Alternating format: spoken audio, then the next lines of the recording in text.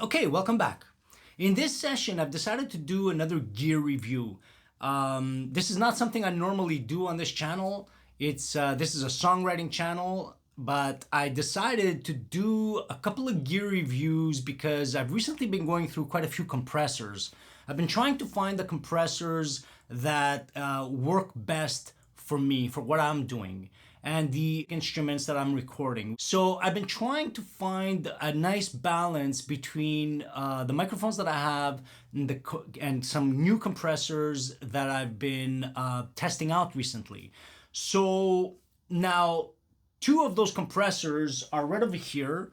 They're both, one of them is the 1176, the Universal Audio 1176, and the other one is a clone of the 1176, the Klark Teknik 76KT is its model number. Now, it's the cheapest clone. There's a lot of clones out there of the 1176. Obviously, it's probably the most popular compressor, the one that has been used the most in recordings for the past, what, I don't know, 50, 60 years. It's in every pro studio, and it is the go-to compressor for most engineers when it comes to vocals especially, but pretty much everything else. So it's very, very popular, and there's a lot of clones out there. So Warm Audio, I think, has done one. There's the Hairball one where you can actually put one together.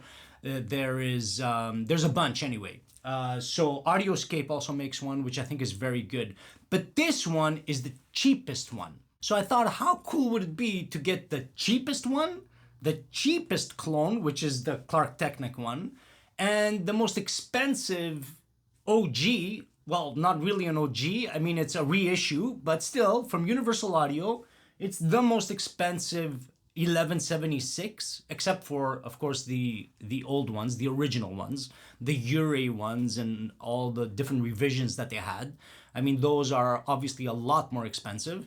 But for the new ones, to buy a brand new one, you're going to get the reissue from Universal Audio, and you're going to get whatever other clones there are available on the market. So that's the cheapest compared to the most expensive. How close are they? Well, I did a shootout, and the way that I did it is I have a bunch of tracks, different instruments that I A-B'd between and tried to match the settings. I did my best to level match them because that's really, really important. Because if the levels are off, if one is louder than the other, the louder one will always sound better. That's just a fact. So level matching is really important, but I did it by ear, so it's not going to be perfect. Bear with me. I tried to make the adjustments as best I can, but try to pay attention mostly to the compression, the nature of the compression, and how it's compressing, and are they close? Are they the same? I don't think they're the same, but how close are they? Keep in mind that the price difference between these two is about 10x. Maybe not exactly 10x, maybe 8x, but it's a lot. You can get a lot of Klark Tekniks for one of the Universal Audio. But anyway, check it out. The review is just all audio. You're not gonna see my face again or hear me until the end of the video. And I did it that way because that's the way that I like to watch shootouts. I like to just get a nice intro and then just get let the gear do the talking. Okay, so that's the way I'm doing this one. I'm no expert at these gear review guys. This is a songwriting channel, so I've done my best here to sort of compare them because I thought it was a good opportunity because I got all these compressors I'm shooting out. Okay, for myself. So I thought, you know what, I'm doing it for me. Why not share it? Okay, so without any further ado, let's get stuck into it.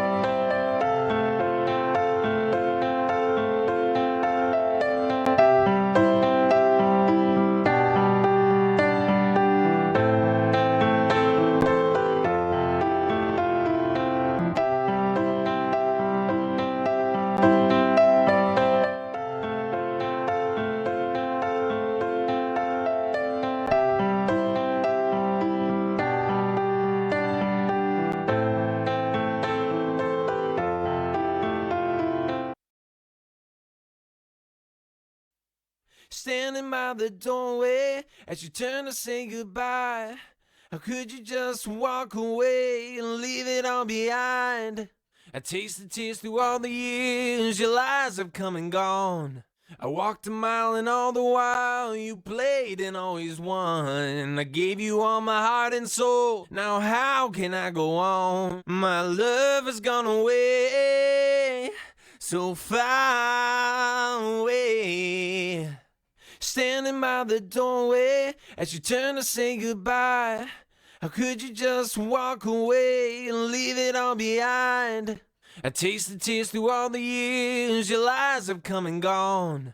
I walked a mile and all the while you played and always won. I gave you all my heart and soul, now how can I go on? My love has gone away, so far away.